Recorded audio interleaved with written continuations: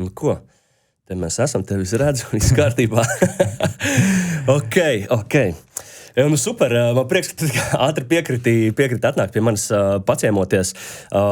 Būtībā ātra doma par to, ka vajag podkastus virzīt uz priekšu, un tu biji īstenībā jau kādu laiku, man jau sen sarakstā, jau pirms 5 gadiem, kad es taisīju podkastus, tu biji jau sarakstā, bet līdz tevīm es vēl nekad netiku. Jo īstenībā tu esi viens no cilvēkiem, ar ko es atceros, kad, vienalga, ka mēs kaut kad satiekamies, un tad, mēs tur varam runāt par tām tēmām, tur gari un visādos virzienos, un maldīties pa viņām visu kaut kur. Un man patīk, ka tev vienmēr arī ir tāds savs skatījums uz lietām, tu mēdz papētīt lietas, iedziļināties lietās. Tā, man liekas, ir tāda ļoti interesanta īpašība tev ir. Bet, dāmas un kungi, šodien Artūrs Kažmers. Čau, Jāni. Čau.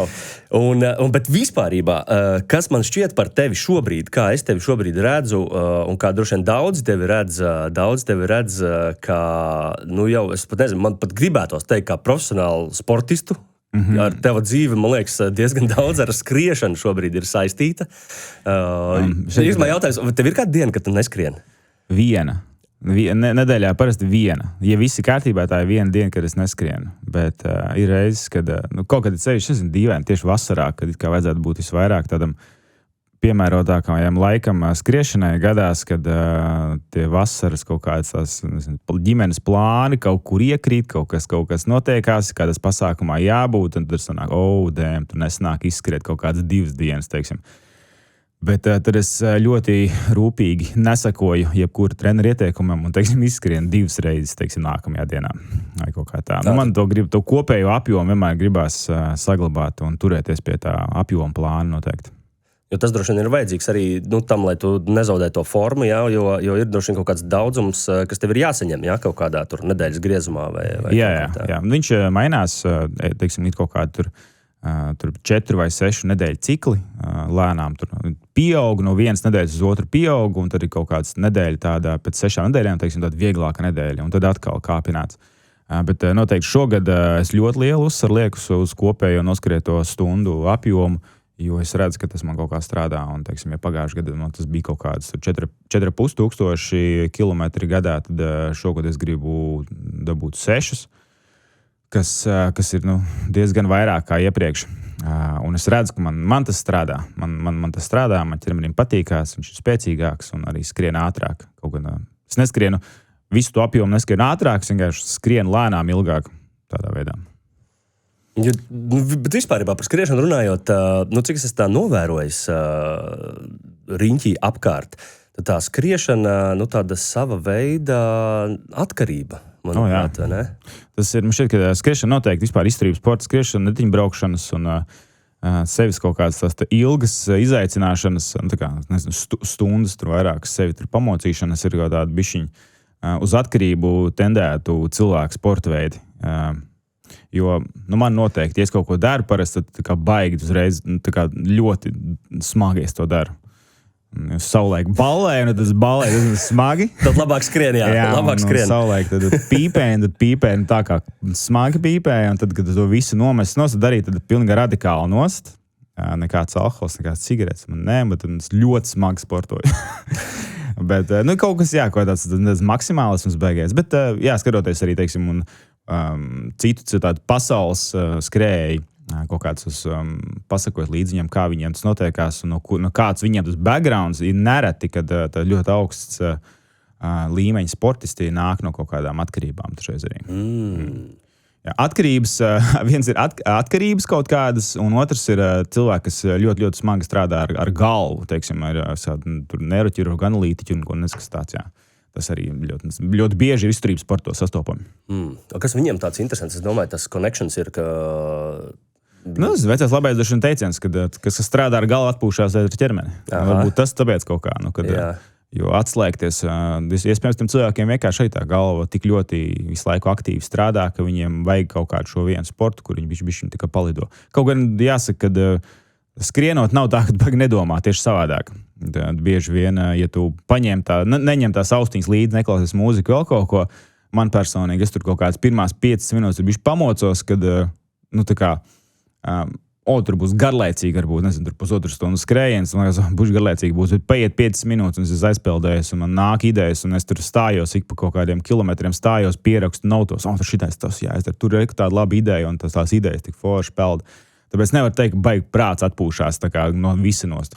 Noteikti no kādām sadzīves lietām nost, vairāk aiziet tādām. Bet tā jau laikam arī ir, vai ne, ka tā skriešana, jeb tā fiziskā aktivitāte veicina to cirkulāciju ķermenī un tur notiek kaut kāda tā kustība, kas droši vien atkal paver kaut kādus kanālus vaļā tām smadzenēm arī, vai ne? Droši vien. Tā vismaz liekas, jā. Sāc to rumpi kustināt un arī kaut kādas fluīdi galvā tur aiziet un paverās idejas kaut kādas labākas varbūt un radošākas, ko sāk slēgties. Saka, nav tā, ka es skrienu domāju par to, ka tur jāatcerās ir tur tas nopirkt, jāatcerās tas, jāatcerās bērni, aizies vēl kaut kas, bet tiešām tādas lietas, kas būtu, ko es nevaru apsēsties pie galda vai uz dīvānu un tagad izdomāt, atrisināt. Man tā nesanāk, man tas liekas diezgan uzspiest, un tad man tieši prāts peld prom visur citur uz tām praktiskajām lietām. Aizdarīšu to sīkumiņu, un tad es tagad pieķeršos ritīgi izdomāšu to te problēmu. Un šito vēl ātri sakārtošu, un tad es taču to izdomāšu. Tad skrienot tieši savādāk, tad tā galva aiziet tiešām tajā virzienā, un tu vari tā kā fokusēties uz to sarežģītāku varbūt problēmas atrisinājumu un rats kaut kādas radošas idejas, kā to atrisināt, teiksim. Ļoti interesanti, jā, kā tas veicina to visu procesu. Neredz cilvēks staigā, lai domātu. Sarunājot, es nezinu, varbūt daudziem došana līdzīgi, tev varbūt arī, kad zvana telefons un tā saruna sāk ievilkties un viņi tā kā sāk ritēt. Es piecos kājās un sāku staigāt. Šurp kaut kādi prīņķi vēl kaut ko vienkārši staigāt, jo tas vienkārši tā saruna labāk vedās. Grūti pateikt, kāpēc viņš labāk vedās uz priekšu. Tā ir īstenībā. Es arī tā esmu novērojis, kad man ļoti patīk staigāt, tā kā es runāju pa telefonu. Jā, bet tu teici, tu profesionāls sportists, man liekas, ļoti patīk, ka bija viens arī tāds izturības sporta tāds influencers forši nosauca šo veidu, kā līmeni, tā kā profesionāls amatieris. Es uztveru to ļoti profesionāli, ļoti pieetam, ļoti tā kā svarīgi, būtiski. Arī ģimene saprot, ka, ar turam jāizskrien. Viņiem tagad mēs tur atliksim, pagaidīsim bišķi, un ar turam jāiz. Viss tā baigi nopietni. Kaut gan, es neesmu ne olimpietis, ne tur kaut kāds tur, nezinu, top 3 skrējējs ne Latvijā, ne pasaulē, un man es pat nemaksā. Bet tas viss tā kā ļoti nopietni. Jā, jo tev ir treneris. Man ir treneris, es prasu daudz manas finanses, godīgi. Atvaļinājumos braucam, teiksim, bieži vien, tur, kur sači labi kaut kādi. Kaut gan tagad jau pēdējos gados bišķiņ mazāk, bet sākotnēji noteikti, ka nezinu, mēs tur varējām varbūt. Nevarējām tur 2-3 gadā kaut kur aizbraukt, bet tad sanāca visu vienu pakotu vienā braucienā, atvaļinājumā, tad gan atpūsties, gan ar turam kaut kur kalnos izvazāties, izskrieties. Tad tika apvienots. Tagad jau mēs bišķiņ jau spējam atdalīt tās lietas, jā.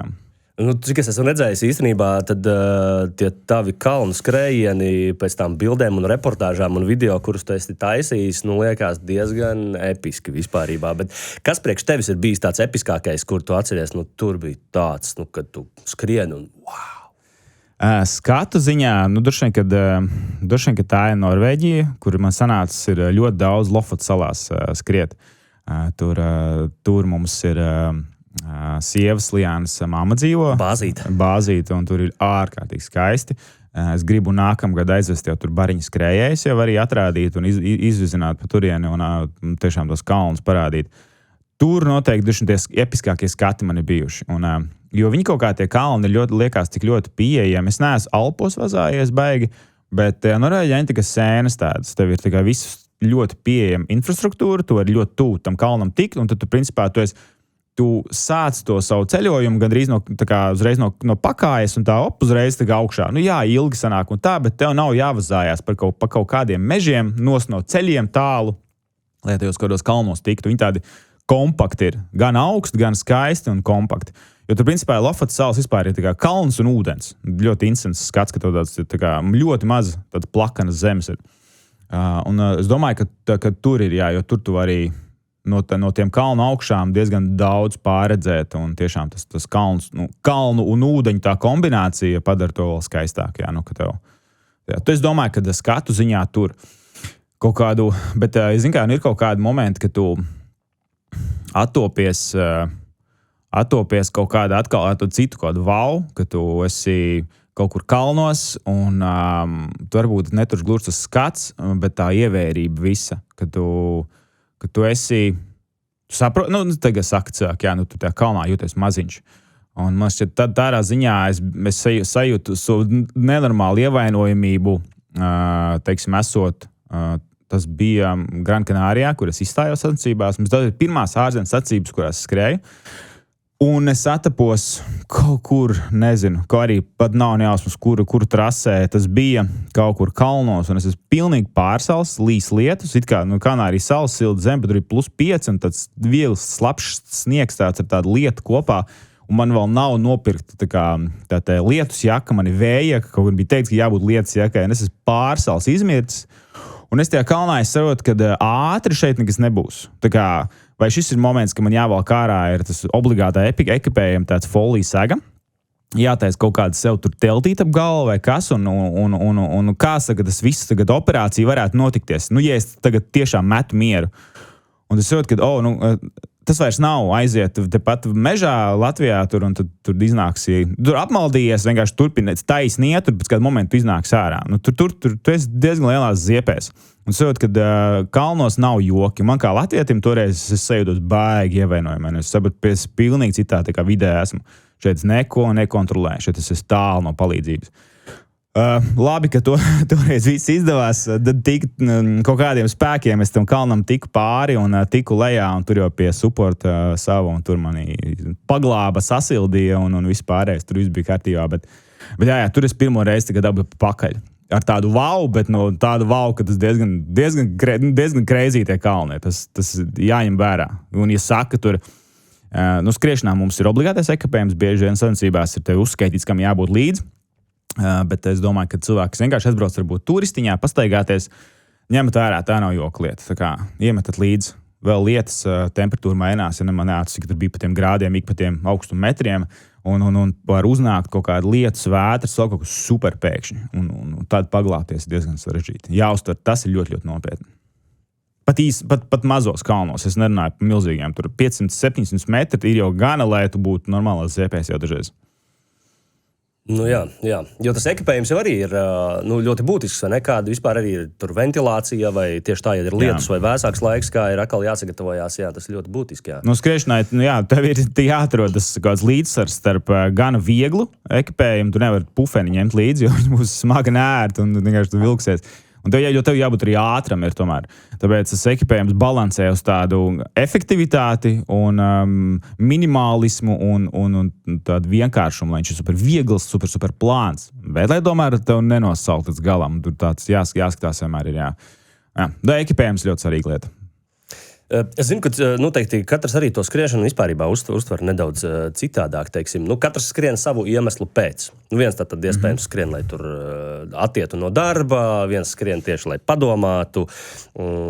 Dažādi iemesli pēc mēs to daram. Bet un droši vien kaut kādu cita veida kaifu katrs dabū no tā visa arī noteikti ārā. Bet es tev gribēju uzjautāt, tev ir svarīgi, kur tu skrien? Tā kā tas ainaviskais vai kaut kas tāds, vai tev ir svarīgi tas tikai skriet no sērijas? Visbiežāk ir galvenais skriet, bet skaidrs, ka teiksim, garlaicīga vieta bez skata, tur putekļains ceļš kaut kāds nekurienē, es varu viņu noskriet, nav problēmas, ja viņš ir tā kā vienreiz, varbūt divreiz, bet ja man tur jāskrien, pēc tam es zinu, ka katru nedēļu, tur būs katru dienu, man droši vien, kad sāks baigi apnikt, un es sākšu domāt risinājums tam. Respektīvi, tā novalitāte tam ir svarīga, ja tā ir garlaicīga vieta. Bet skaidrs, ja tā ir skaista vieta, tad tur tu arī ilgāk skriet. Kaut gan arī Lofotos man dažreiz bijis tā, kad es tur no rīta pamostos, jo tāds izleps jau tur apmēram, tas kalns, tur es biju.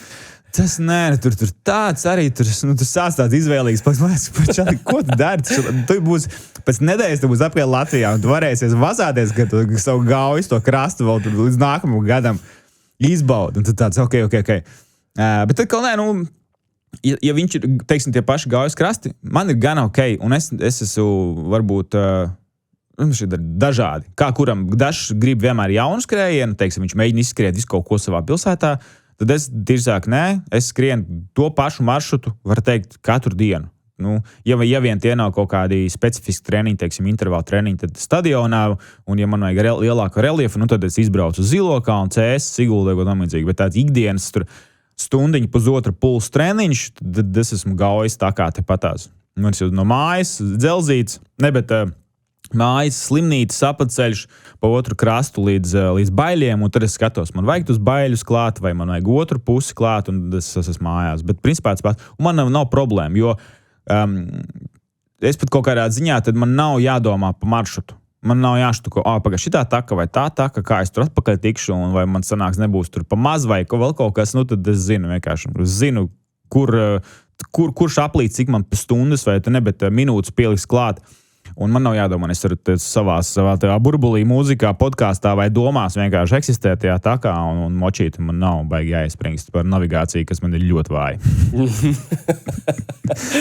Tie, kas ar mani skrējuši, zina, kad es varu apgriezties ap savu asi un skriet kā pretējā virzienā. Nezinot, ka tas nav īstais ceļš. Tu tieši tikko īsumā pieminēji arī to, ka skrienot ar kādu kopā. Nereti esmu redzējis, ka jūs savācaties pa bariņiem, kad ir jau, ka tā skriešana, viens ir, protams, tās individuālās reizes, kad kāds skrien, un tad ir tās komūnu sanākšanas kopā. Tā skriešanas komūnas sajūta, par to es gribēju parunāt. Jums tā kā... Ko tas dod, ka jūs sanākat kopā? Jo būtībā jau tu vari skriet viens pats? Jā, pārsvarā. Un arī tas ir tas, ko principā katrs grib. Viņš jau bauda to laiku ar sevīm. Bet tev pa laikam, tu tā kā sevi tā kā bišķiņ tā kā izžmiedz, tā kā tā baterija sociālā beidzās, un tad tev vajag kopskrējienu. Tu aizies kopskrējienu, tu izpļāpājies, tur parunāji citiem, iedvesmoji citiem, tev kāds pastāst, kādos sačos viņš ir skrējis, ko viņš skries, kāds viņiem tur, nezinu, kaut kāds jauna lieta, tad bots atrādīja to kaut ko, tu tā uzlādējies ar visu kaut ko, un tu atkal vari močīt viens pats vazāties un tajās takās skrēdīt, un varbūt kādu momentu atcerēties, kā tev tur gāja tajā kopskrējienā. Un noteikti pārsvarā skrējēji droši vien, ka dod to priekšroku vieni paši, bet pa laikam ir baigi svarīgi tā komūna, vai tā ir komanda vienkārši, vai vienkārši cilvēki kaut kāds, es tos kopskrējienas pirmdienās tā esmu Valmērā, tad satikties un to savu bariņu sajust. Un arī tas stirnebuki, ka mēs sabraucam, tur tie, es jau tur nezinu, cik gadus skrien, stirnebuks jau, tur tā kā, nezinu, tā kā skolā ierodies. Čau, kā tev, sev neredzēt, sev to atpakaļ, tev trauma, tev nav, tad tāds viss. Tur ej pa to baru, tur viss pazīst. Un varbūt tie, kas tur atbrauc vienreiz, divreiz, viņiem tur, skaidrs, kad viņi tā, es ceru, ka nejūtās baigi, tā kā, varbūt outsideri, jā, bet ticat man, tā kā, ja brauksi vairākas reizes, tev būs tieši pats, tu ātri vien, jo tu sāc tos sačus skrien, visbiežāk tu esi tajā sava tempa burbulī. Tu jau tos pazīsti diezgan ātri jau tur. Viņš man apzina tagad, te šoreiz es viņu un tādā garā. Tie ir pirmie, ko ne tu sāc sveicināties. Un tad jau tu vienkārši aizskrien finišā, un tad, kad tu esi šausmīgi sevi tā kā izlicis fiziski, un it sevišķi, ka tu satiec vēl kādu, kas tikpat ļoti tur izlicies, tas kaut kā tā grūtība tajā visā ritīgi cilvēks vieno. Un tas kontakts pēc tam ir baigi baigi foršais. Viņš tik ļoti pat tāds patīkams. Un, es nezinu, ir kaut kur bija par šo, kad bieži vien labākās draudzības veidojās, tad, kad tu kopā ļoti grūti kaut ko esi izdarījis. Un līdzīgi tā arī skriešanā. Tur varbūt tu neesi tur blakus skrējis viņam, bet viņš ir to pašu gan pārcietis. Ātrāk vai lēnāk tajā distancē, un jums ir par ko parunāt, un jūs kaut kā baigi savienojaties. Un tāpēc ir paiet sezona, un tu jau čau, ej pa to laukumu, un tev viss ir pēkšņi stirnebukā pazīstam. Tas tā kaut kā baigi forši. Ļoti svarīgi.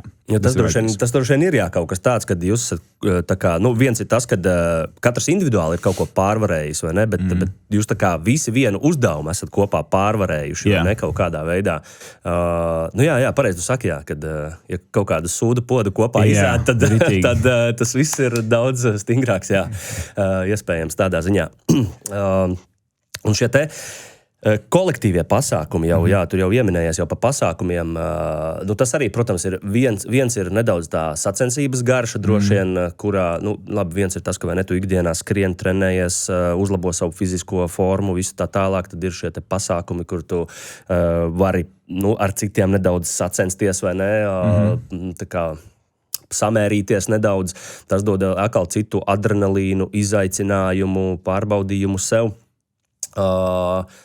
Un tad Valmierā arī tā kā visu laiku bija kādreiz maratons, viņš notika, un tad viņš vairāk tagad nenotiek. Kāpēc viņš vairāk nenotiek? Valmierā bija viens no tādiem šeit Latvijas populārajiem maratoniem.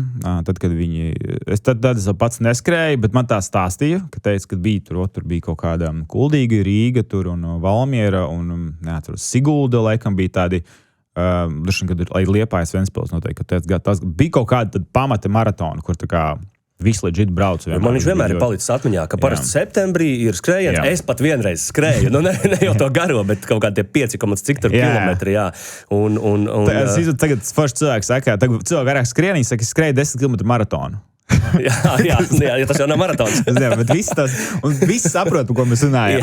Tas bija normāli. Jā. Tas bija tāds liels notikums, un tad es kaut kad pēkšņi, man liekas, ka vai tik nebija tā, ka es domāju, arī, ka varētu varbūt atkal uzskriet, ka no sērijas. Jā, vajag. Nav vairāk. Bet kas bija, kāpēc viņš beidzās? Jā? Mainījās organizatori, un iepriekš, teiksim, šeit, kad es neatminos, man teica Sportlets, man šeit organizēja tos iepriekšējos, tos maratonus, kas bija sanāki, bija. Un tad viņi kaut kā, vai bija kaut kādi gadi, kad kaut kas tika izlaists, tad cita aģentūra sāka viņus atkal veidot, bet man šķiet, ka īsti kaut kā nenolasījās tas formāts, ko viņi šeit vēlējās ieviest. Viņš diezgan labi aizgāja. Tā viņu ideja aizgāja labi tajā pašā Jelgavā, man šķiet, un Liepājā, bet kaut kā Valmierā nesaslēdzās īsti. Un sanāca 2 gadus pēc kārtas, ka tas pusmaratons, viņi netaisīja maratonu vairāk, bija tikai pusmaratons, bija lielākā, garākā distance. Man šķiet, ka tur jūdza 5 un pusmaratons. Un viņi sanāca, ka viņi laida iekšā kaut kur bišķi takās jau pie Gaujas jau. Pirmajā gadā ļoti, ļoti maz lieta, un otrajā gadā tā kā ļoti, tā kā bija tikai takas. Un tas negāja kopā ar to, ko cilvēks saprot ar pusmaratons. Tā kā, ja tev pasaka Stirnbuks taku skriešanu, tad tu zini, ko tu sagaidīsi, ja tev saka pusmaratons. Tev nav jāliek klāt, tas ir taku pusmaratons, vai kas tas ir pusmaratons, vai maratons, tas ir asfalta. Un tur kaut kā nesakrita laikam tas, ko aģentūra vēlējās uztaisīt ar to, kas bija cilvēku tās ekspektācijas. Un tad kaut kā radās tāda, man šķiet, ka bišķiņ tā kā tāda. Jā, kaut kā nesagāja. Un tad mums likās, iespējams, ka varbūt lokālajiem būtu šis tā kā jāņem savās rokās, jādara. Tāpēc man liekas, jo, kad, ja nekas tāds nenotiek, un tu principā kā Valmieras skrējēji tētis. Nē, mums ir lielāka tēti, mums ir vienmēr lielāks zivis. Vienmēr lielāks zivis, jā. Un es saprotu, ka jūs esat izdomājuši, ka kaut ko Valmierā vajag tādu, un kaut kas būs, jā? Jā, īstenībā bija tā, kad mums uzrunāja no pašvaldības puses, uzaicināja mūsu komandu, Burkānciems & Co. Ko te jūs te skrienat, vajag uzskriet lielākā mērā? Jā, jo Artis Ločmels komandas boss ir šeit, kad noteikti daudz lielāks zivs pa manīm šajā visā, un viņš tiešām ir gan orientēšanās, gan skriešanas, tā kā sporta vispār kā tāds bīdītājs Valmierā. Man ļoti prieks būt viņa kolektīvā, ko viņš vada, jo radītājs ir kolektīva radījās gan cits Māris, Piemirsu, diemžēl. Atceros Māri, piemirsu uz Māri. Jā, es esmu ļoti bieži Māri saticis, ļoti liela cieņa, milzīgs paldies Mārim, Burkānciems & Co, labākie vienmēr.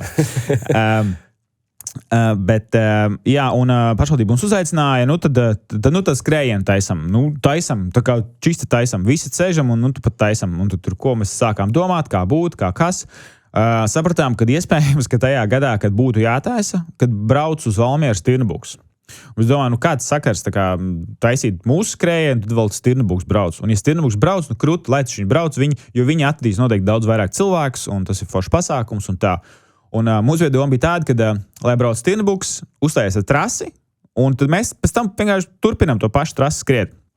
Atbrauc Stirnabuks, uztaisīja superīgas trases, uzturēja superīgu pasākumu, bet kaut kā neaizgāja īsti tur. Es kaut kā nezinu, kur tas viss tā pagājis laikam, tur katrs savās darīšanās iegrima un par to, ka tā kā skrējienu vajag, tad super vajag, bet laiks īsti nevienam tam nav.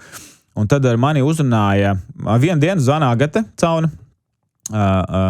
Noteikti neskriešanas tētis, bet tādu šeit, kad mūsu spožākais Valmieras un Latvijas un tās talants skrējēji vienkārši superīgi. Un viņi man zvanīja, saka, klausies, Artur, šeit, ka mums vajag skrējienu Valmierā taisīt. Es saku, čista vajag. Tā kā vajag, un mēs jau visi piekrītam, ka vajag. Jā, es zinu vēl, ka... jā, visi piekrīt, ka vajag. Un tad mēs satikāmies un sēžam un kā, un viņai tā ambīcija lielāka un laiks arī vairāk, un tā kā daram.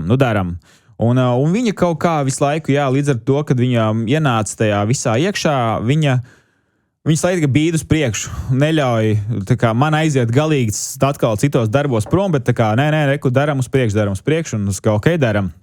Un tā mēs nolēmām taisīt skrējienu. 6. septembris, lai mums ir šis tradicionālais septembra Valmieras skrējiens.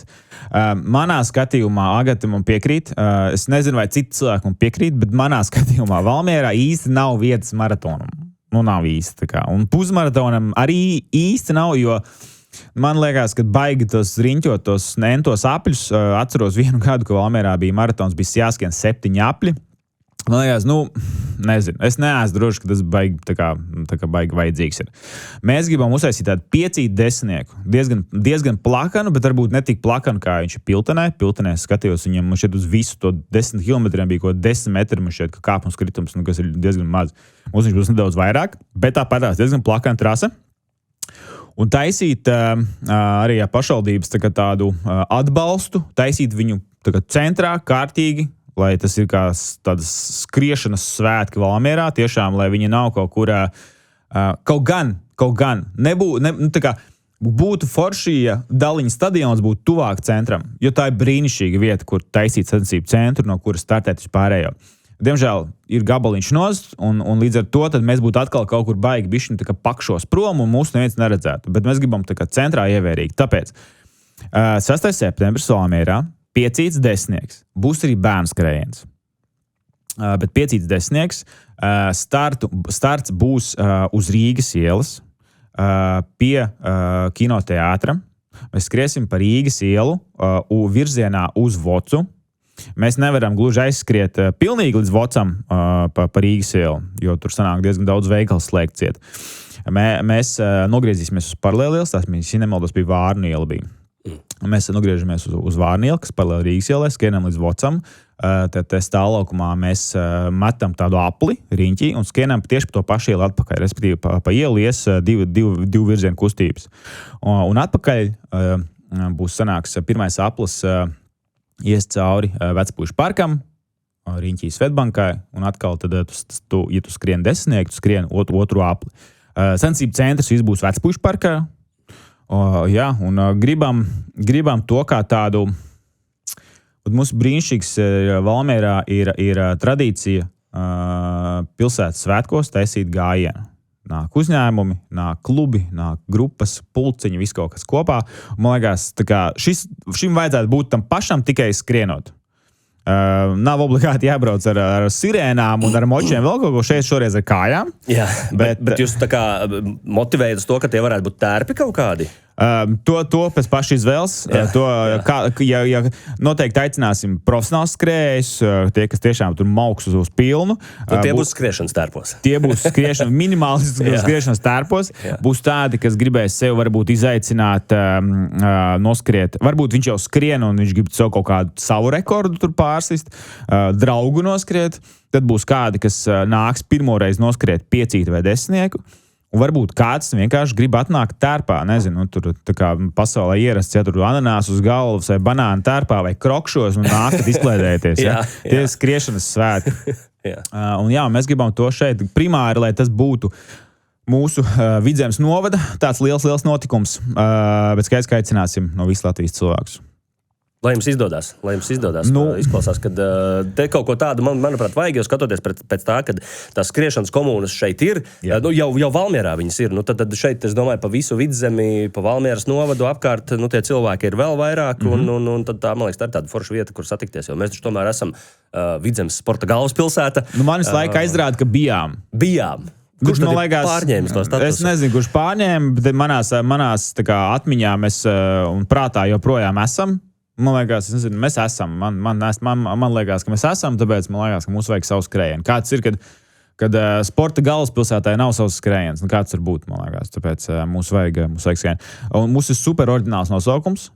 Valmieras skrējiens 2026. Lai tiešām nesajauktu ar to, kas tas pasākums ir un kas tur būs jādara.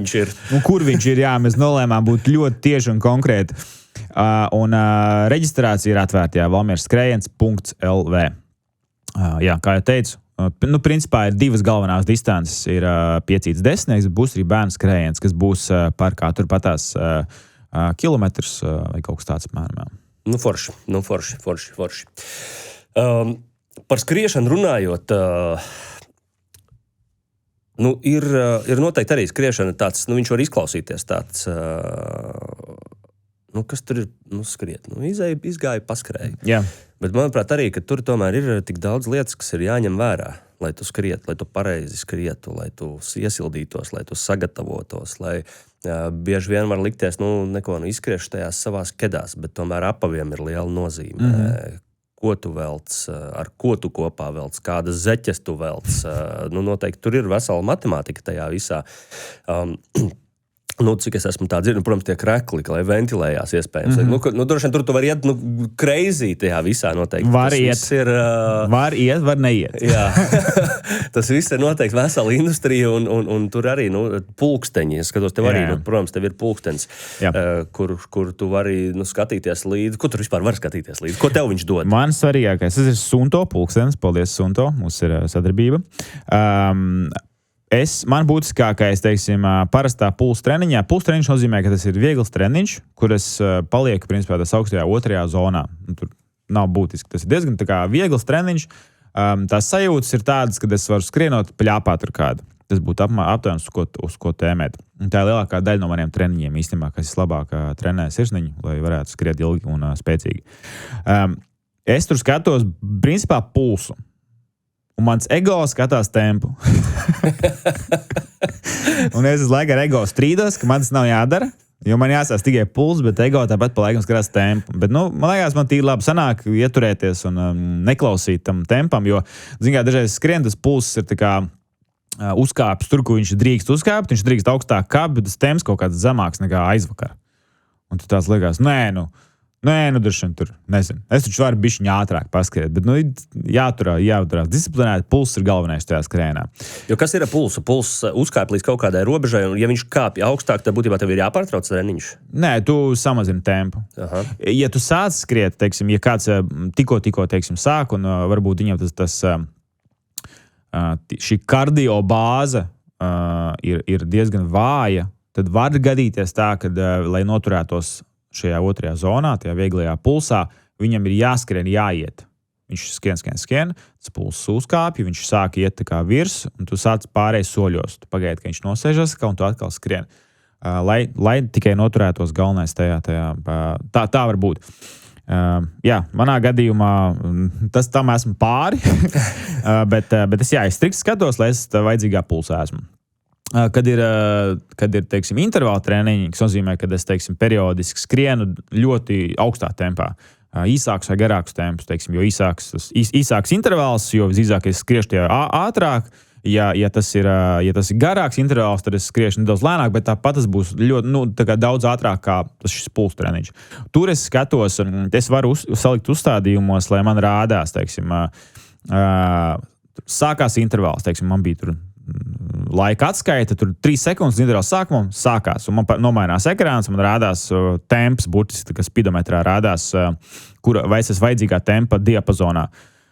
Un cik ilgi man vēl viņā jāskrien ir. Tad viņš beidzās, un viņš atkal saka, tagad skrien atkal lēnām. Un tādā garā. Viņš man, principā, mans treniņš tur iekšā. Jo tad, kad es diezgan izpumpējies, jau tur skrienos intervālus, jo tur tā galvas jau sāk slēgties ārā, tad ļoti svarīgi, kad ir kaut kas tev signalizē. Jo pašam skaitīt laiku vai paskatīties, es sāku tur 12 sekundēs pāri tam, un man jāatcerās, ka man pēc tieši 3 minūtēm ir jābeidz tas intervāls, un tur sāc rēķināt, cik tas sanāk, un tās 12 sekundes tur vajag diezgan švaki sanāk ar to visu sekošanu līdz, tāpēc ir labi, ka tāds pūkstens. Daudz skatās līdzi sādus HRV, un ko tas ir kaut kādas nobīdes starp pulsa, es pat nemācu izskaidrot. Es tam neko nesakoju līdzi, jo tomēr šie pulkteņi daudz saka eksperti arī, ka viņi nav precīzi. Līdz ar to es pat necenšos beigt piesārņot savu prātu un skaities tur no rīta, nezinu, dažs labs pamostās, skatās, tur ļoti, man tur redines ir ļoti zems. Tas ir redines priekšskriešanas? Parasti, tur kaut kāds tur sacensību, par gatavību sacensībām un vēl nes kaut kas, tur zems vai augsts, un tad tur ej ārā, un tev tur tas pakausī tev karājās, ka tev tas pulkstens teica, ka tev tur viņš ir sūdīgs, un man liekas, tas traucē. Jo tas ir būtībā tā kā pulkstens, tev būtībā viņš ir arī tā kā, es nerādu tieši par tevi, bet par tiem cilvēkiem, viņiem viņš ir tā kā visu nakti virsū, tad viņš lasa to cilvēka informāciju, un pēc kaut kādiem rādītājiem, pēc pulsa, vai pēc kaut kā, viņš nosaka, ka, hei, tu neesi gatavs šodien piedalīties sacensībās, jā? Jā. Ir kaut kādi, ir standarta metodas. HRV tas nav kaut kāda viena konkrēta pulksteņa brenda izdomāts. Tas ir rādītājs kā tāds, nezinu, nevar teikt medicīnā, bet sportā. Bet ir atsevišķiem pulksteņu brendiem bieži vien ir savi kaut kādi algoritmi, pēc kuriem viņi saka, redz, mums ir super daudz dati, un tāpēc mēs varam kaut kā šādi analizēt, un mēs varam tagad pateikt, vai tu esi gatavāks vai mazāk gatavs tur performēt tagad, ja? Bet, kā es saku, tā nobīde joprojām ir diezgan liela. Viņa nav diezgan precīza. Un ja tu ar tādu uzreiz domu, kā saka, jau ieraugi no rīta, tu, protams, ka no viņas ietekmējies. Treniņā vēl nekas, bet iedomājies, ja tev ir, teiksim, starts un pieņemsim, ka tas ir tāds, nezinu, tur 5 vai 10, kur tu diezgan ātri esi augstā intensitātē, un tev paliek super grūti, un kad tev ir super grūti, tu sāc domāt, iemeslus, teiksim, kāpēc tev varbūt ir tik grūti, un tad tu sāc domāt, ka tāpēc man tas pulkstens rādīja, ka es īsti neesmu gatavs, un tāpēc varbūt man nemaz nevajag baigt censties, varbūt nemaz man nesanāks viss šis, bet tā vietā tev vajadzēja būt joprojām motivēt sevi un teikt, kad tu vari, tu esi šito darījis, un tu vari līdz galam. Jo tas arī tāda vēl viena lieta, manuprāt, kas ir tā vienu citu dienu mēs ar te runājām podkāstā tieši par to domu spēku vai pa vārdiem, kurus tu sev saki. Cik ļoti tu vari sevi ietekmēt ar to visu. Būtībā tas jau ir tas, kā mēs sevi noskaņojam. Ja es nevarēšu, tad es nevarēšu. Ja es varēšu, tad tu mēģini, vari un tev droši vien, ka izdodās visticamāk. Tā sevis programmēšana, tam ir baigais spēks arī skriešanā. Es arī nezinu, kurš to teica, bet ļoti, ļoti pareizi, man liekas, tas, vai tu vari, vai tu nevari, tā kā tev abējādā ziņā tev ir taisnība. Jā, tieši atkarīgs tam, ko tu vienkārši sev saki. Tam, ko tu pasaki, jā. Un es atceros ar vienu tā tiešām grūtu treniņu, man bija jāskrien Baļu kalnā, neatceros, 3 minūšu intervālu, bet tur gan nesnāk 3 minūtes, tāpēc skrēju zigzagā augšā pa stāvo kalnu. Tur maz kas patīkams tajā visā. Un es jau neatceros, kur es to intervālu skrienu, un es jau biju kaut kad skrējis pirms tam, un es skaidrs, ka tev tur sāp, un tu to vairs tev mūzika, vai arī tev ir ausīs austiņās vai nav, tu viņu nedzirdi, un viss ir tik traki, un tas ķermenis tev tur grib padoties un apstāties, un pāriet vienkārši soļos, jo nekas jau baigi nenotiek, neviens jau lācis tev neķer, tev neviens pat neredz, ja tu pāries soļos, tā kā tu tikai vienīgais pats sev var tur likt, turpināt kustēties. Un es kaut kā pieķēru sev pēc domas, kad es sāku sev teikt, kad tā vietā, ka ķermenis kliedz, kā es nevaru, es sāku domāt, es varu, tāpēc, ka es jau to esmu izdarījis. Tā kā šodien nav savādāka diena. Tā kā es čista zinu, ka es varu. Un tas ritīgi palīdzēja. Bet kur ir tā robeža, kad reizēm jau ir sakarīgi, ka mums ir jāklausās savā ķermenī, ja tu maugsi tā kā, over the top, tad... Tikko pēdējās sacensībās es atdzirdēju savu robežu. Jau caur traumu vai tomēr? Nē, satapos es skrēju Liepājās, Tirnabuku vilku distanci 62 km. Un es satapos 59. kilometrā, 3 km pirms beigām, saucot Lijānu, lai viņi braucam pakaļ. Jo es vairs nespēju turpināt, un es braucām pataisni aizbraucām uz sacensību centru, uz finišu, un uzreiz pie ātriem, pie sistēmas klāt, un vajadzēja mani rehidrēt, jo es biju ārkārtīgi dehidrējies. Un tur es sapratu, es uzzināju divas lietas uzzināju par sevi. Es uzzināju, ko nozīmē tā dehidrācija. Kad es nebiju sajūtas, kad man nav spēka ne pat solis spērt uz priekšu. Pilnīgs bezspēks. Jo galva griežās un mute pilnīgi sūta sev uz iekšu. Un es arī iedzert neko nevaru, jo es jau tur vēmju jau kādu laiku un viss diezgan smagi. Bet tajā pašā laikā es sapratu, jo man grūti palika 20. kilometrā. Man tur nebija slikti vēl, bet bija grūti jau. Un es nomocīju vēl līdz tam visam. Es spēju negribēt visu to laiku. Es rītīgi negribēju skriet, bet es noskrēju. Es tiešām paspiedu sevi un izdarīju to, lai arī cik smagi tas būtu. Es sevi dabūju līdz kaut kādam tādam stāvoklim, kad tomēr ķermenis paredz, paldies. Es varbūt tik ļoti nesalūzu šoreiz morāli, bet vairāk fiziski. Kas nevienmēr ir veselīgi, bet priekš manis likās diezgan kruti, kad es varu sevi morāli tik tālu piespiest. Bet es nebiju stulbs, es biju diezgan gudrs. Es apstāju. Vienreiz jau pirmā tā vēmšana bija diezgan smaga, kur es sapratu, ka es esmu šausmīgā mīnusā, jo man tur iznāca ārā viss, ko es iepriekšējās pāris stundās tur esmu dzēris. Un ārkārtīgi karsts bija ārā. Un tad es paliku labāk, es paskrēju vēl kaut 4 km, un tad gan es arī apstājos, un es uzreiz sapratu, ka ir ceļš, piebraucams ceļš, tur ir 2 cilvēki brīvprātīgie, kas regulē satiksmi. Un man liekas, šeit ir droša vieta, kur es varu apstāties un bišķiņties saprast, kas notiekās, jo šeit mani var savākt. Un es neriskēju, lai skrietu tālāk atkal pāri ceļam, kaut kur prom mežā. Un es tomēr izvēlējos vietu, kur izstāties, lai nav beigas festivāls no tā visa, lai man nav jāzvanā tur organizatoriem un viņiem jāsāk domāt, kā tos ātros dabūt mežā iekšā vēl kaut kas. Ja es tur esmu viss galīgi izsīts spēkos un nevaru pakustēties. Tāpēc domāju, ja es vēl varu pats sevi no šīs situācijas izņemt ārā un vismaz uzzvanīt kādam un kāds man savāc, tad šī ir tā vieta. Es tur pastāvēju, tur pamocījos kādu laiku, tur atkal sākās vēmšana, es saprotu, ka basta, te būs arī viss. Tur stāstīja par šito, man likās, ka šajā situācijā pat būtu īstenībā interesanti paskatīties un salīdzināt tos pulksteņu datus par to HRV, ko tu teici, vai viņš tev būtu ziņojis tajā dienā, kad tev nevajag skriet, vai... Tur ir ziepes, tur sākās daudz ātrāk, un šeit bija... Lai arī kāda bija situācija, galu galā tā bija mana aizmāršība. Tas ir par to ūdeni, par dehidrēšanos. Jā. Un tas bija nākamais, ko es gribēju prasīt. Tev nav, es redzēju tās somas, ko liek virsū ar to visu. Tev ir tāds vai nav? Man ir somas un viss man tas ir, bet redzēs kā tāds... Ne pirmo gadu skrēju, es domāju tā, nav jau nemaz tik gars tās sacensības. Kas tur 72 km, tas nav tik traki, ir skriets garāk un tā. Un arī tas viss būs diezgan plakans, tā ir Liepāja, tur nekāda kalna nekas nav, droši vien, ka super ātri, līdz ar to, 5 stundas maksimums, ko es tur skriešu, man tur neko baigi nevajag. Droši vien, ka man pietiks, ja man būs 0,5 pudele, kurā saliet ūdeni līdz vesti, man līdz ar to nevajag. Man nevajag litru ūdeni, man vajag tikai 0,5. Man saļošanās krēms līga. Cepuri man nevajag, tā kā tas nekas kārā plus 30. Tā es biju nolēms.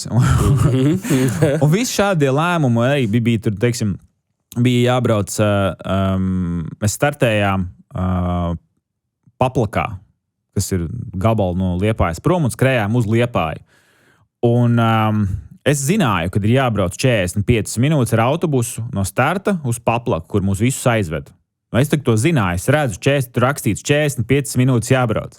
Un man teica treneris, būs karsts. Un man likās, būs karsts. Man likās, kas karsts? Nezinu, bet tāpatās tā viena izmaiņa, kad ir tomēr neierasti karstāks.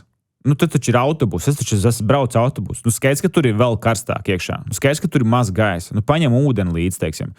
Jo arī braucam autobusā, tur jau sākam karst. Man ūdens nav. Neko, aizbraucam. Daudziem jau nav it kā, jo daudzi, tā kā aizdošana, atapīgi.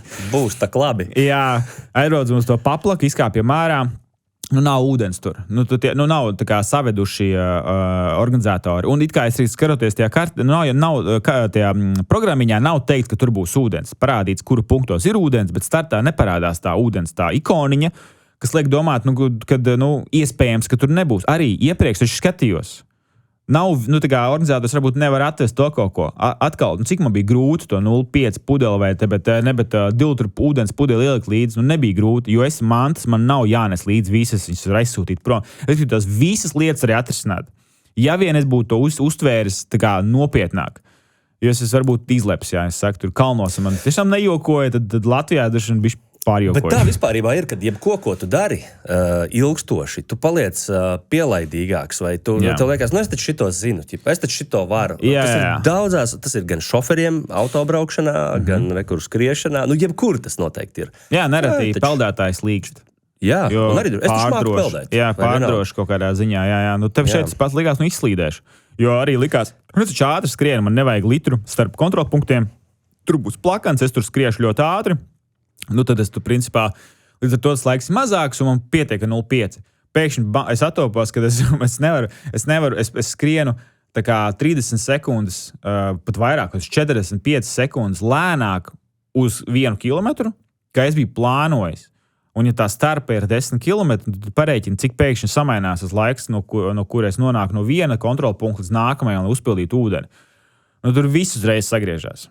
Jā, vienkārši vajadzēja pašam piedomāt pie tā visa klāt un nevajadzēja palaisties. Jā. Būtībā uz jebko, ko tu dari, vai tas ir skriešana, vai tā ir autobraukšana, tev būtībā uz katru to reizi ir jāiet kā uz pirmo reizi. Ar tādu atbildību, kad tu esi pilnīgi pieslēdzies droši vien. Tev jābūt ir pieslēgušam un vienmēr ir jāizvērtē, teiksim, arī ne tikai skriešanā, bet visur. Skaidrs, ka, teiksim, tā kā es teicu, jāatrod balans starp to, lai es būtu ar maz mantām, lai man nav jānes liekas smagums, bet lai es par sevi esmu parūpējies. Līdz ar to, es neņemšu 5 litru bačoku ar ūdeni līdz trasē. Tas nav praktiski, es būšu lēns, tas ir muļķīgi. Bet es taču zinu, ka es varu to 5 litru bačoku ņemt, turēt rokās līdz pašam startam. Nav problēma. Es to bačuku pat sam varu atstāt pie organizatora vai izmest ārā. Man tas nesagādāja nekāda lieku. Es neko ar to neupurētu. Līdz ar to tas jāsaprot. Ja tas neprasa neko upurēt, tad kāpēc to neizdarīt? Kāpēc neparūpēties? Dažreiz saka, nav kāda jēga. Jā, bet vai kaut kas slikts notikās, ka tu tomēr paņemsi to lietu līdzi, vai tur izdarīsi šitā vai izdarīsi tā? Nē, tad izdari to. Jo mazums. Stulbāk ir, ka tu attopies, ka laikam tomēr vajadzēja. Un tas tev neko nemaksātu. Tad ir muļķīgi. Par tām novešanām ir instants. Arī viens sporta ārsts bija teicis, ka nav brīnums, kad sportā kāds nomirst. Ir lielāks brīnums, ka mirst tik maz. Jo padomā, cik ļoti nesalīdzināms reizes motivētāks sportists ir tāds olimpietis, teiksim, jebkura disciplīna. Par mani, par daudziem pusprofesionāļiem, kur vēl vienkārši tādiem pilnīgi tādiem vienkārši entuziastiem. Viņi ir neskaidri, tas tā ir viņa dzīve. Viņi ir safokusējuši visu šo savu jaudu, visus treniņus, visu šo to pīķi sasniegt tajā, teiksim, olimpiānē. Un viņš nespēja sevi novest līdz nāvei. Viņš nespēja no sevis dabūt ārā tik daudz, ka viņš finišā nokrīt vai trasē nokrīt un viņš nomirst. Jo tas ir... Man nav statistisks dati, bet tas pārsvarā ir no kaut kādas ģenētiskas lietas un no slimības cilvēki iet bojā. Ļoti kaut kam papildus ir jābūt, droši vien, lai kad tu esi sasniedzis to savu fizisko pīķi vai izsmēlumu. Vesela cilvēka, vai vesels cilvēks sevi noves uz nāvei, mums ir ļoti daudz ķermenī mehānismu, kas mūs apturēs pirms tam. Un mēs pat līdz galam nesaprotam, kā tie izstrādā. Ir vairākas teorijas, kas ir tie galvenie tie slēdži, kas mūs vienkārši burtiski izslēdz ārā, lai mēs nenovestu sevi līdz nāvei. Bet kas tas ir? Tā varbūt kaut kāda arī noģībšana, kaut kas tāds, vai tu esi dzirdējis par tādiem, kas ir tie starpmehānismi? Ir...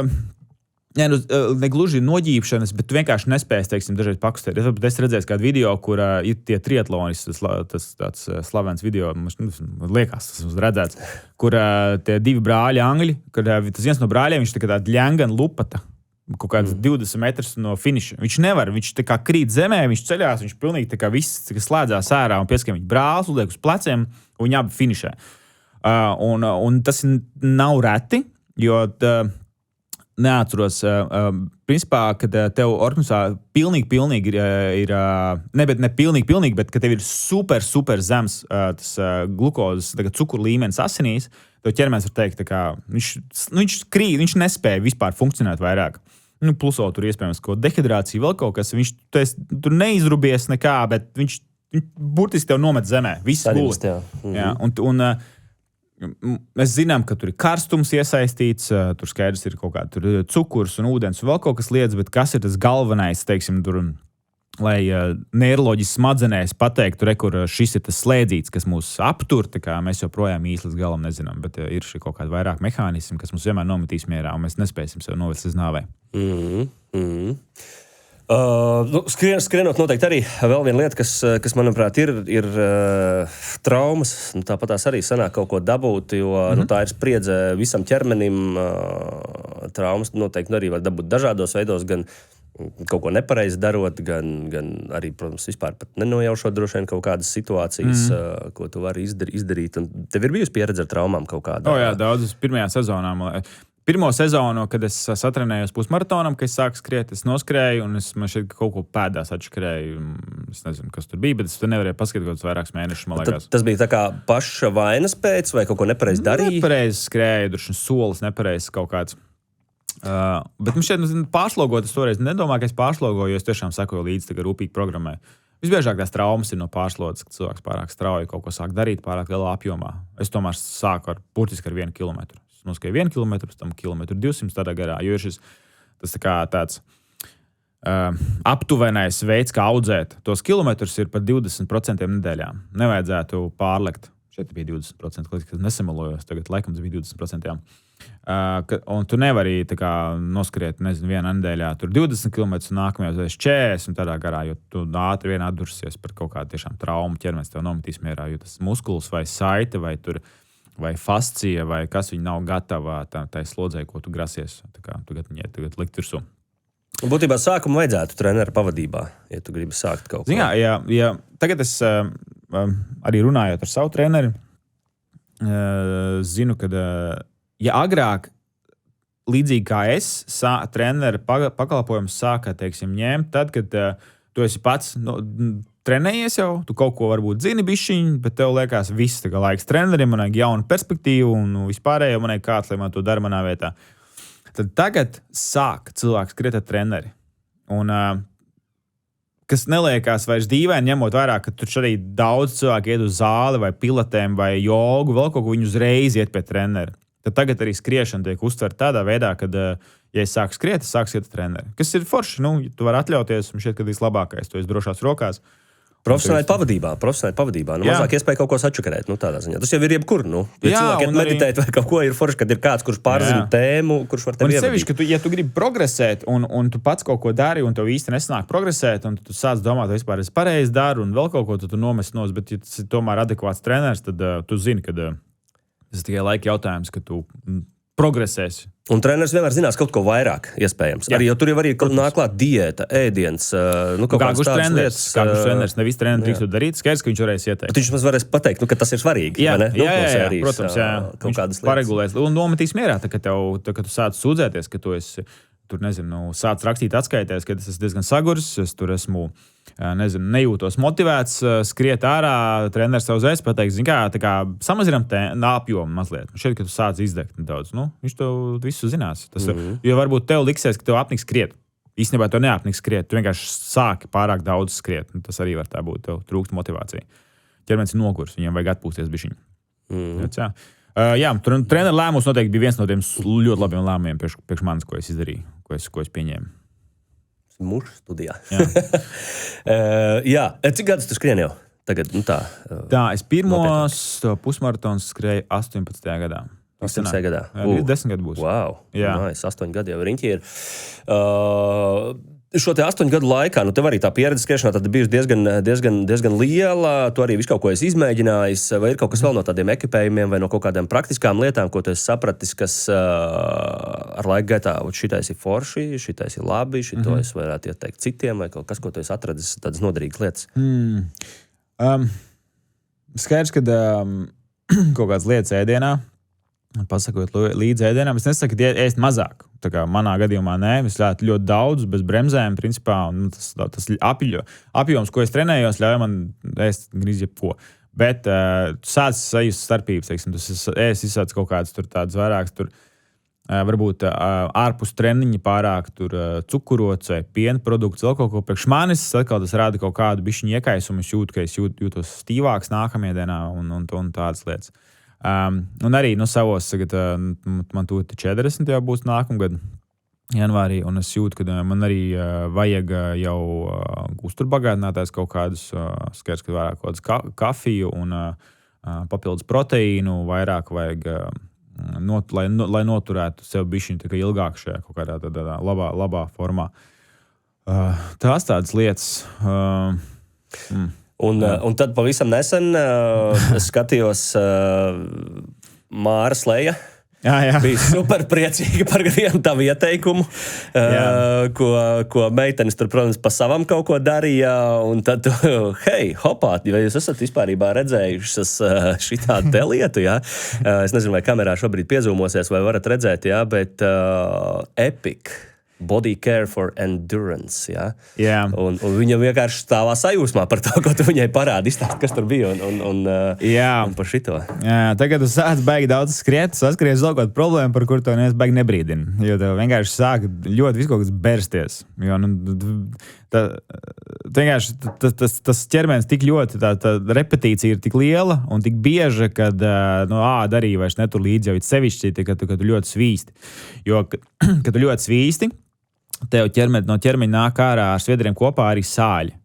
Un tad, teiksim, tas ūdens izgaro, varbūt no kādā momentā no to ķermeņa, teiksim, to brīzīt uznāk kaut kas, bet tas sāls jau uz tās ādas paliek. Un tad sāk āda vairāk savā starpā tā kā bersties un saberžās stakli bieži vien.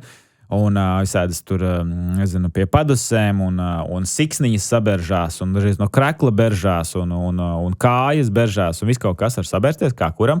Un tā baigi nav problēma, līdz momentam, ka tā ir problēma. Un, ka tā ir problēma, tad dušas ir sāpīgas, un skriešana kļūst ļoti liela diskomforta nāk.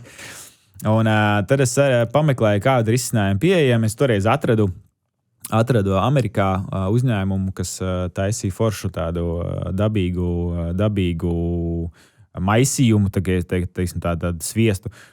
Un šeit viņi dabūt toreiz nevarēja. Es domāju, mums vajag kaut kādu savējo. Un arī pastījos, ko viņi lieto, kas mums pieejams varbūt ir mūsu galā. Un tad, sadarbībā ar parfumērijas, tā laikam pareizi teikt, parfumērijas ražotāju, ar viņu palīdzību radījām produktu.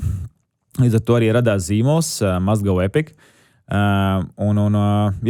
Lietoju, radīju priekš sevis, patīk citiem, ļoti, ļoti noturīgs, salīdzinājumā arī ar citiem, ko es esmu pamanījis. Pēc tam sanāca vēl dažs līdzekļus mēģināt. Šis noturās uz ādas, viņš neiesūcās pārāk ātri ādā iekšā un ar sviedriem nenoskalojās nost, kas ir svarīgi. Teiksim, ja ir teiksim, līdzekļi, tur vazelīns, kas ir tāds populārākais. Es tikai lietoju tur vazelīnu. Nav problēma. Tā kā es gluži naftas izstrādājums savas ādas baigās apjomos nevēlos. Tad es lietoju šo. Un, teiksim, tāds vazelīns un ir kaut vēl daži tādi, kas varbūt nav dabīgs izcelsmes tādi risinājumi. Viņi jāuzklāja vairākas reizes. Teiksim, ja tev ir garāka ultra, tu viņu tur, nezinu, pēc 2 stundām uzklāja vēlreiz un tādā garā. Tad šo es esmu pēdējā sacensības skrēju Spānijā, kur arī nebija super karsts, bet gan silti sanāca. Es noskrēju 12 stundas kapekām, man liekas, un finišā joprojām, teiksim, tā padalsot tās vietas, kur, teiksim, es uzklāju, joprojām es jūtu, kad ir šī tā kārtiņa pāri un nav nekādu vispār nobrāzumu nekā nav. Būtībā tad šis ir kaut kas tāds, ko tu pats pirms tam jau tā kā testēji, taisīji priekš sevis, atradi kaut kādu pareizu formulu tīri caur sevi, kad šitais te ir derīgs tajā, ko tu dari. Jā, gan vienkārši un dabīgas lietas. Jā. Tur bišķi vasks šajā sviests, kakao sviests un E-vitamīns. Jā, un ļoti labi darbojās. Pārbaudīju vairākas reizes. Un tad arī es zināju, ka viņš ne tikai skriešanai. Zināju, ka ar riteņbraucējiem vienkārši man vairāk skrēja pazīstami. Tad tie bija priecīgāki par šo. Bet tagad arī riteņbraucēji aktīvi pērk. Un arī paldies Mārai un Agnesei, kuras abas divas notestēja. Un Lindai, protams, arī no veikals ceļotāji, kad padalījās, un tad arī kādu momentu Latvijā visas beigas uzsprāg. Jo principā, tas zīmols ir radīts, viņš eksistē, kādā momentā bija pauzīte, nesen es viņu atkal aktīvi atsāku, un es tirgoju, viņi tirgojas Eiropā, es pat Latvijā viņas nekur beig nereklamēju neko, bet, paldies šīm meitenēm un skriešanas komunai droši, kad arī šeit tagad ir diezgan parādies liels pieprasījums. Viņš netiek līdz ražošanai. Ļoti pozitīvi tādā ziņā. Tāpēc jā. Un tad arī šis kaut kā aizveda pie tā, kad likās, ka tā skriešana gribās, lai tā ir vairāk daļa, vēl lielāka daļa no manas dzīves, un tad es nolēmu, ka arī tas mazgavebīgs zīmols principā ir primārā lieta, pie kā es strādāju. Šobrīd veidoju šo zīmolu diezgan aktīvi un arī topa jauns produkts. Tas ir. Es redzēju arī tev Instagramā vai kaut kur, ka tu prasīji cilvēkiem garšas, bet izstāst, kas tāds ir. Jā, te pagaidām rakstīts passion fruit flavor, droši vien pēc kaut kāda laika būs arī būs epic virsmu iespējams. Jā, viss būs epic, jā. Strādāšu brīnišķīgu grafiskā dizaina kompāniju, Asketics. Bet, jā, kas tas šis ir tā kā tie, kas iet uz zāli, zina, kas ir pre-workouts. Tie, kas neiet uz zāli, izskaidroši. Pre-workouts ir uzturbagātinātāja maisījums, kas dod, teiksim, kaut kādu priekšsagatavošanu ķermenim, priekš tā treniņu, ko tu darīsi. Visbiežāk sporta zālē tev vajag kaut ko arī tādu, kas tev tādu pulsiņu uzsit augšā, tev liek muskuļiem tā kā piekačāties vairāk. Un tādi produkti ir, bet es neatradu īsti produktu skriešanai šādu. Jo skriešanai nedara pat, teiksim, pārāk augsts pulss, iepriekš pacelts un kurnavals piedzīti muskuļi. Tad es skatījos, ka, teiksim, kas ir pieejams tirgū, neko es principā neatradu. Es neatradu neko tādu, kas būtu tāds primāri uz zinātniski pierādītiem teiksim, uzturbagātinātājiem. Bija dažādi tādi vairāk likās uz teoriju balstītas lietas, kas it kā varētu kaut ko dot. Uz varbūtību. Jā, un daudz sastāvdaļām vēl kaut ko man likās, bet, īsti laikam nebūs, jo es esmu tomēr šo to mēģinājis atsevišķi individuāli un arī apjautājot cilvēku, ko viņi lieto pirms skriešanas treniņiem, intensīviem skriešanas treniņiem. Vai izturības sporta treniņiem. Arī riteņbraukšanā ar intervāli, arī Hyrox ir diezgan arī intensīvs treniņš, izturības treniņš. Un tad tur bija, teiksim, enerģijas dzēriens, kafija, sporta žēlēja un tādas lietas, kas visi ir tā kā legit. Tas visas ir labi varianti, bet likās, kā to visu apvienot, jo, teiksim, lai tas būtu kā tāds viens rituāls. Tu uzjauc to vienu puslitru kokteili, tu viņu izdzēri pusstundu pirms un devies treniņā, un tev ir tas tāds būstiņš tam treniņam, lai tad, kad paliek viss grūti, tu nesāc meklēt attaisnojumus, kad es taču neizgulējos, es taču nepaēdu, es tur šito, es tur to, es vismaz sagurs esmu, lai tu zini, ka tā kā es šajā miksā iekšā ir gana daudz ogļhidrāti, tur ir kofeīns, tur ir taurīns, tur ir L-tienīns, tur ir arī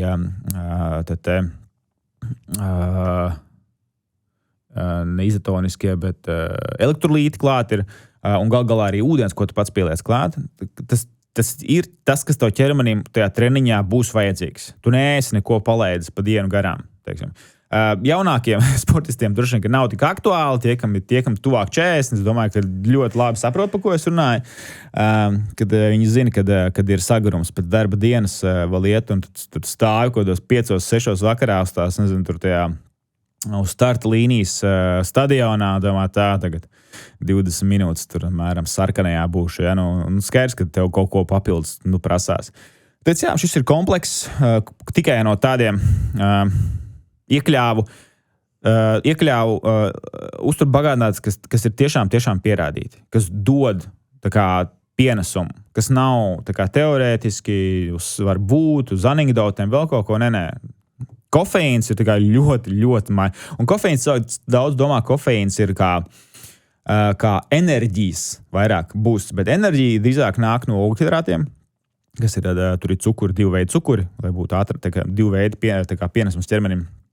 Bet kofeīns un kafija paceļ spēju paciest sāpes. Tā mazina bišķi to slieksni, tā kā sanāk, jā? Es nezinu, kā sanāk, paaugstina vai samazina slieksni, bet tu vari vairāk paciest. Un viņa to dara, kafija to dara ļoti, ļoti tā kā veiksmīgi, un tas ir ļoti, ļoti pierādīts, jā. Tāpēc, jā, tur ir pats galvenais klāt, kas tev būtu tādā intensīvā izturības sporta treniņā vajadzīgs, jā.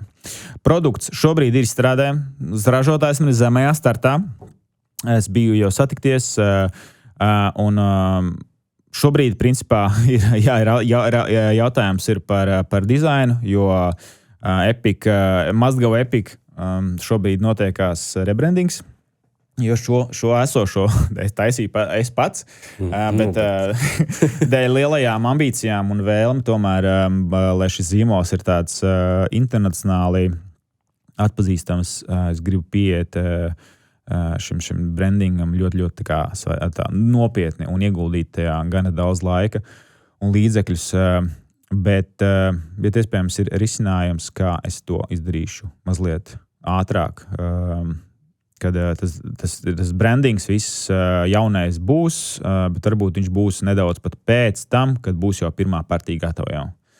Tāpēc Jā, un vispār skatoties uz šo visu, jo arī gan šādu te sviestu salikt, gan šādu te uztura bagātinātāju salikt.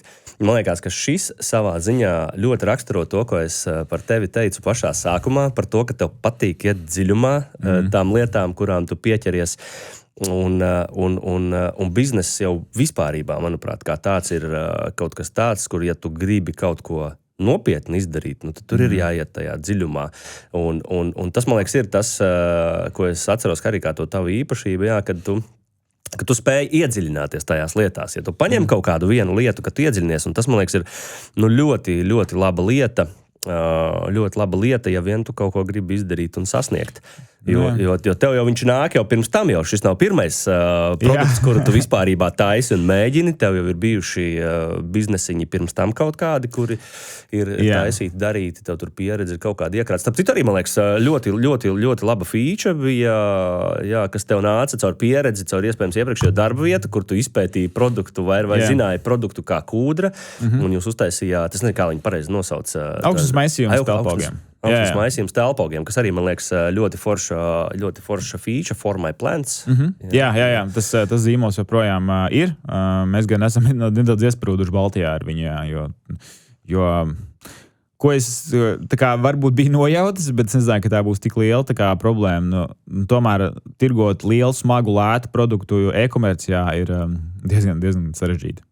Tāpēc, tas ir daļa piegādes sarežģīti? Jā, tas ir būtiski daļa piegādes. Cilvēki mēs esam Baltijā, varam tirgot daļu pakomātu sistēmas, kas padara šo visu izdevīgu, bet principā ārpus reti, kad mums ir cilvēki pirkuši tur no Vācijas, no Anglijas, un viņi maksā, principā, ja ne to pašu, tad gan tuvu tam summu par piegādi, tik cik maksā produkts, teiksim, kas, tas nav variants, kā, teiksim, veidot lielu biznesu. Esam nedaudz iesprūduši. Bet jā, man patīk radīt lietas. Un es esmu vairāk piekritējis tam, ka mums pasaulē ir gan daudz rūpnīcas, kuras ļoti ir ieguldījušas naudu tehnoloģijā un cilvēkos, un viņas reti, kuras spēja nodarbināt sevi gan tā kā efektīvi, lai tā kā viņi darbotos tur, principā tā rūpnīca 24/7, var teikt. Tāpēc Es esmu vairāk par to, ka es izdomāšu produktu, es radīšu zīmolu un es atradīšu, kurš viņu uzražos. Un mums abiem labi. Man nav jātērējās, man nav jātērē savi resursi, lai radītu vēl vienu rūpnīcu, kur strādās tur 1-2 maiņās, valkot galus, un viņiem ir klients, kas arī, vajadzētu zināt, ko tu gribi. Skaidrs, kad iet pie ražotāja, neko nezinot un sakot, izdomā tu, man ir vīzija, bet izdomā tu, jo tu labāk zini. Var, bet skaidrs, ka ražotāji negrib to ķēpāties, tāpēc tev jābūt gatavam. Ja es braucu pie uzturbagāna ražotāja, es zinu jau, par ko es runāju. Es teicu, es iedzinājies, es izpētījis, un mēs jau sēžam pie galda jau līdzvērtīgāki. Un viņi novērtē to, kad es saprotu, kas būs vajadzīgs, pie kām jāpievērš uzmanība, kuras nianses pat viņi nebija iedomājušies, kuras vajadzēs. Un viņi grib līdz ar to arī strādāt ar maniem labprāt. Jo vispār par biznesu runājot, man arī šķiet, ka biznesa savā veidā ir tā kā tāda sporta disciplīna savā ziņā, jo tur pavisam noteikti vajag izturību un dažādas lietas, ar ko ir jābruņojās. Un vispār arī interesanti, ko šito arī bija novērojis, ka īstenībā cilvēki, kas ir sportā, ka viņi biznesā arī ir varbūt nedaudz veiksmīgāki. Man tāds novērojums, jo manuprāt, ka tas sports, arī cilvēki jau, kur tā kā jau bērnībā kaut vai ir gājuši cauri sportam, kas zina disciplīnu. Tur, jo biznesā arī, tur jābūt ir disciplīnai, tur ir jābūt kaut kādām lietām vai paternam, kuram tu seko, ej cauri, dari apņēmību, teiksim tā, to ilgtermiņa noturību, jo tur arī daudz grūtības ir. Un tieši tāpat kā sportā arī, lai tu sasniegtu labus rezultātus, tev ir jāpārvar daudz grūtības. Tā fiziskās sagatavotības slieksnis visu laiku jāceļ. Un man liekas, ka biznesā ir stipri līdzīgi. Kur tev arī ar daudziem nāksies saskarties vai daudzām problēmām nāksies saskarties. Tur tas nestrādā ar to kopā beigās vai kaut kas tāds. Tas mani uzmeta, jo tāpēc, ka kaut kas, tur iesaistīt to pušu fokusi visādi. Tas arī tāds. Protams, tas ir vairāk uz, teiksim tā, uz to mentālo sportu iespējams vai uz to strateģisko sportu šajā gadījumā vairāk veltīts, bet tā es esmu novērojis, kad... Zin kā arī... Īstenībā jau sportā nav tā, ka tu visu laiku dari kaut ko vairāk un grūtāk. Visgrūtākais sportā ir darīt tās garlaicīgās lietas visu laiku. Jo tu jau vari, teiksim, es jau arī, ja es šogad noskriešu 6000 km, nākamgad es neskriešu 7000.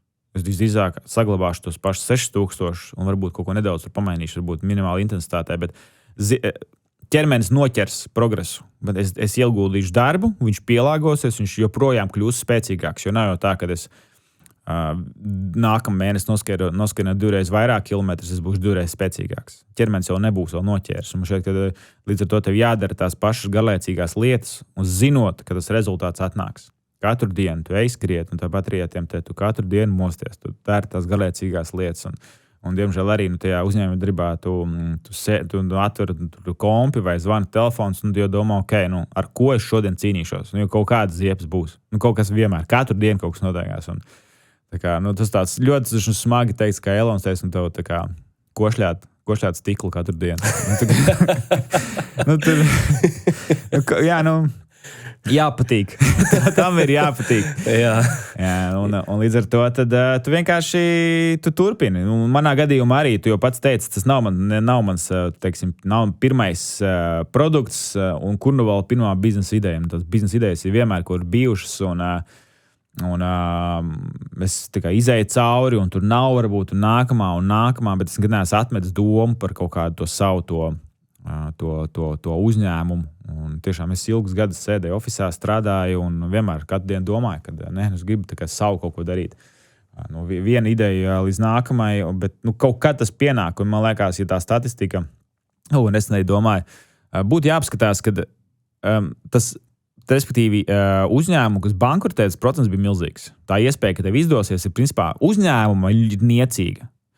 Bet ja paskatītos, kas ir tie cilvēki, kas ir uzņēmēji, un vai viņi dzīves laikā ir padevušies kā uzņēmēji, ka viņš ir pateicis, ka es vairs nebūšu uzņēmējs. Man šķiet, ka tur tas procents ir daudz, daudz mazāks.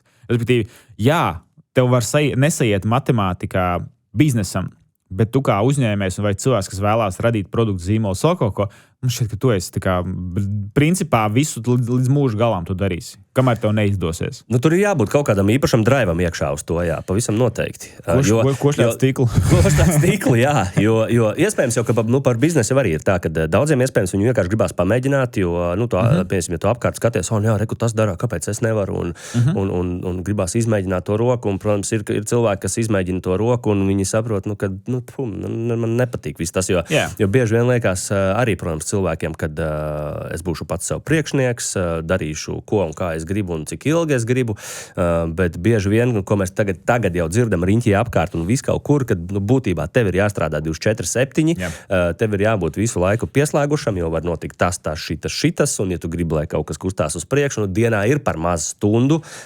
kuras visu laiku tev ir ko darīt, tev tas to-do lists nekad nesarūk, viņš vienmēr tev turās, un arī man, teiksim, es jau nezinu īsti arī vienmēr, ko darīt. Ir ļoti daudz dienas, kad es apsēžos pie galda, un es domāju, tā kā, šitais tur jāpadara, tas jāpadara, un tad tu mēģini sev vilkt atpakaļ, un tad pagaid, kas ir prioritāte? Kas ir šobrīd, kas ir tas tā problēma, kas ir jāatrisina, lai es tiktu uz nākamo to, un pietuvinātos kaut kādam mērķim? Kādi mērķi man ir? Jo bizness nav mērķis, tā kā. Jo nevienmēr arī peļņa obligāti mērķis. Kas ir tavs tuvākais mērķis un kas ir tas tuvākā lieta, kas tev jāatrisina? Patīkās vienā podkāstā teica, ka tev ir ABZ. Tev jādara ir tā kā, tev jāzina, kur tu esi, tā kā, kas ir situācija, A, B, tev ir, kas ir nākamais solis, un Z, kas ir tavs mērķis tajā galā.